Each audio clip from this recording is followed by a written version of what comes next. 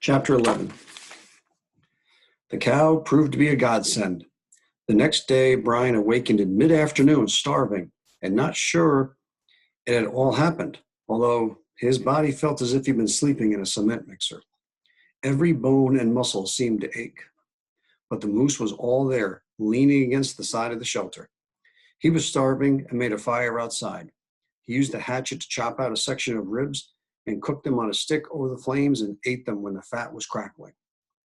"All I need is some barbecue sauce," he said out loud, grease dripping down his chin, "and a Coke." When he had first come out of the shelter, it had been partly cloudy with the sun shining through gray wisps of clouds. But while he ate, the clouds became thicker until there was no blue left, and he felt a few drops hit his cheek. Not again, not rain. But it was. It didn't pour at first, and he took the rest of the day to get firewood. He had found a stand of dead poplar, all dry and easy to burn, but still about a half a mile away. And he dragged the wood until it was dark, and the rain was steady, miserable, cold downpour. He made a fire inside the shelter with coals from the outside fire, and soon it was warm and toasty. He hung the rabbit skin shirt up to dry and lay back to wait the rain out.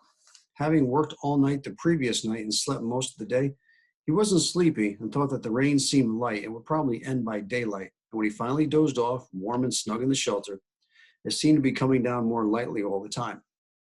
But at daylight, it hadn't stopped. He looked out at the drizzle.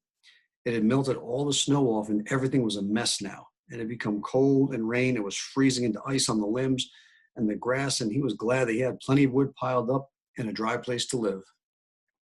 It rained for a solid 8 days, cold and wet.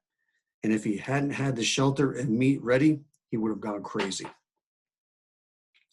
And in a strange way, it never really did stop raining. Each day it got colder and colder, and the rain kept coming down, and Brian could hear the limbs breaking off with the weight of the ice on them. And just when he thought it could stand no longer, the rain turned to snow. Only this time, not a soft snow. A wind came out of the northwest that howled through the trees like something insane, actually awakened him in the middle of the night and made him sit up bolt upright in fear.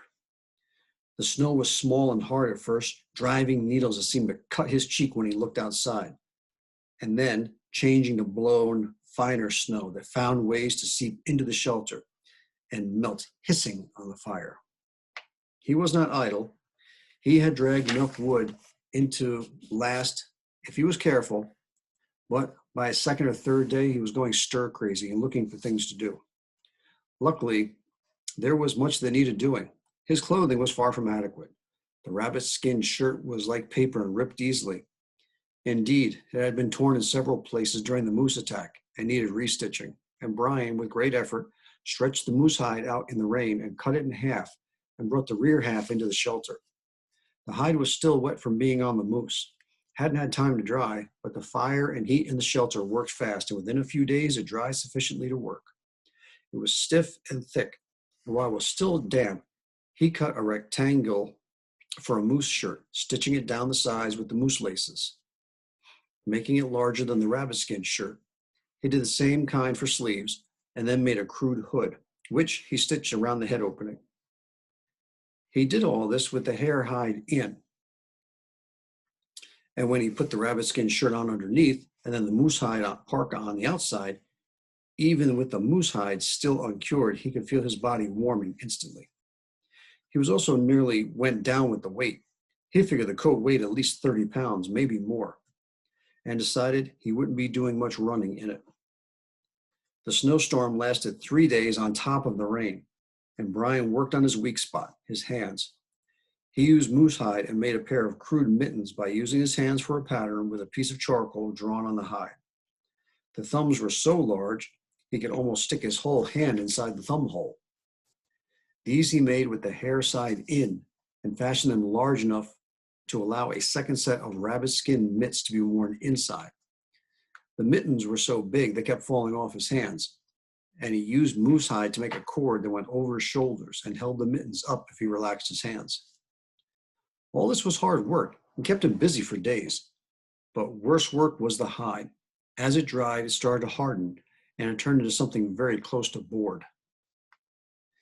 He worked it back and forth over a rounded piece of wood as he done with the lacing, and this process, trying to soften the dried moose hide, took longer than sewing up the clothing.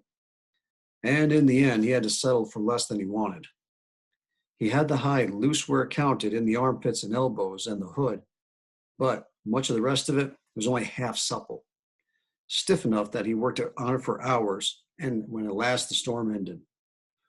Brian expected to be snowed in, but in fact, it was only 8 or 9 inches deep. It had been a fine, driven snow that hadn't accumulated to any depth, but it was blasted into everything. Many of the trees had a full 6 inches sticking out of the side of the tree, where the snow had been driven in by the wind. But it was still beautiful in the sunlight. It had a different look from the last fluffy snow. It was a cold, deeper snow than before. Brian couldn't estimate the temperature, but he thought it must be near zero, but quiet. The wind had stopped completely. His clothes kept him warm as if he'd been in the shelter. He started to brush the snow off the stacked moose meat and then thought better of it. The meat was frozen and protected under the snow and ice from rain and safer than being in the open.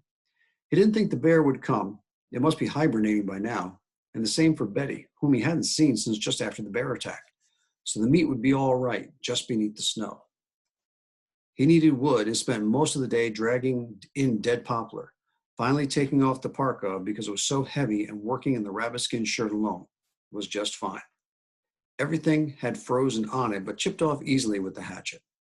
When he had a good stack of wood, good enough for a week, he was definitely gun shy now about storms. He chopped some meat off of one of the back legs of the moose for stew, settled in for another night of rubbing the hide of his parka to soften it. And he wondered that night, the night of day 94, if this was it. Was this all winter would be? Eating meat and rubbing hide and waiting for the next rain to turn to snow? Is this all it would be? End of chapter 11.